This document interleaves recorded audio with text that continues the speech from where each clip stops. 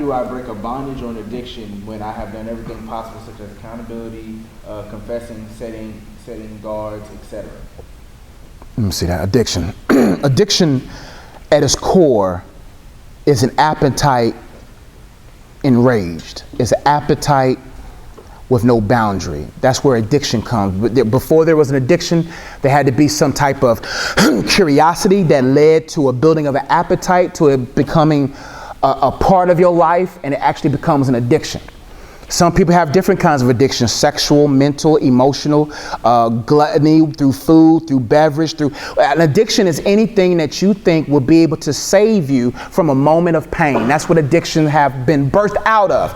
Addictions birthed out of our need to alienate ourselves from a moment of pain. That's why we got to be very careful what we allow to build our appetite, because honestly, God can set you free, but we got to free the other layers of ourselves. The devil knows that the hardest addictions are the ones that are tied knotly in your soul and in your body. He knows God can set you free spiritually. He knows that you got a Holy Spirit in you, but there are some emotional soul ties that has woven itself in a moment of time. I remember when I traveled to Nigeria, I was going through a difficult part of my time, and I was listening to Neo. Y'all know Neo. I wasn't always saved like that. I was walking with God. I wasn't always trying to be in my sanctification, but that Neo album was a very pivotal moment in my life. Every time I hear a song from Neo's old, we ain't talking about new Neo, we talking about old Neo when his pen work was actually good. When I hear a song, it immediately takes me to that moment. That's why we got to be very careful what we engage in moments of need. Because he knows if I can make you awaken an appetite, engage with it, tangle a song with it, tangle an experience with it, tangle an erection with it, tangle a sexual tie to it, tangle all these natural God-given life experiences with it. Therefore, now I can then pervert those experiences and making you addicted to something that you were supposed to have authority over.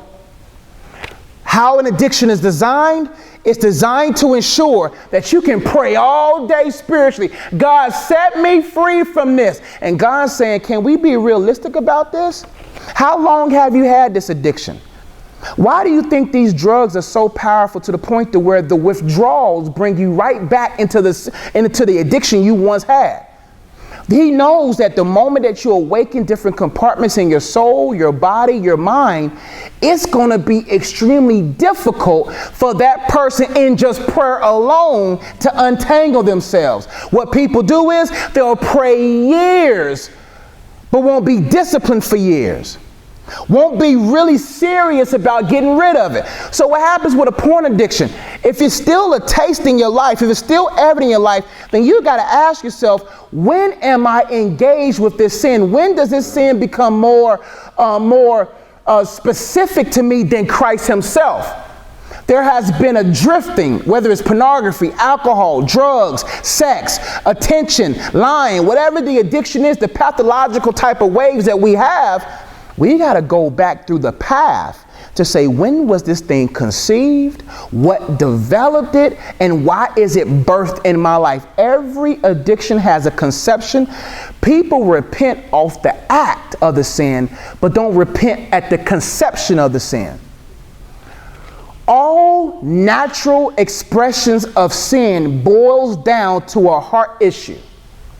So we repent at the pornography, we repent at the lying, we repent at the fornication, but we don't repent and forgive the mom who abused, the dad who abused, who through that open door allowed the demonic in to now cause you to come down this path. So people say, I was born with this, I was born that way, I was born gay, Josh, I was born, people say I got generational curses of hypertension. No. Everything that you have in your life births from the capability that's in us through our sin nature. Our sin nature is inclined to do the opposite of right. Therefore, I can't just be like, God, I repent for watching porn, or God, I repent for having sex, or God, I repent for lying. No. God's saying, have you forgiven? Have you repented from the conception of this thing?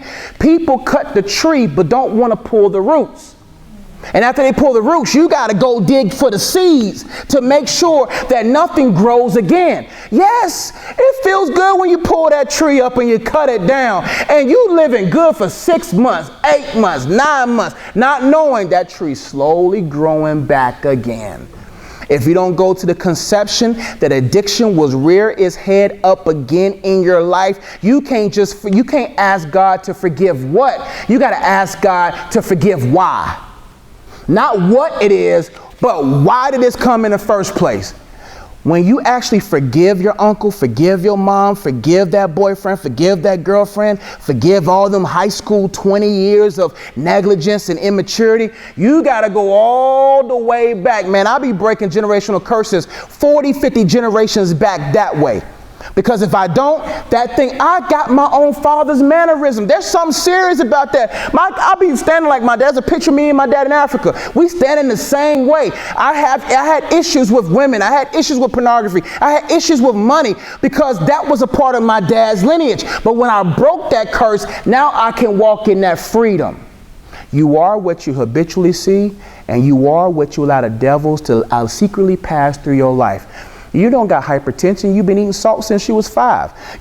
All these stuff is coming because of habit.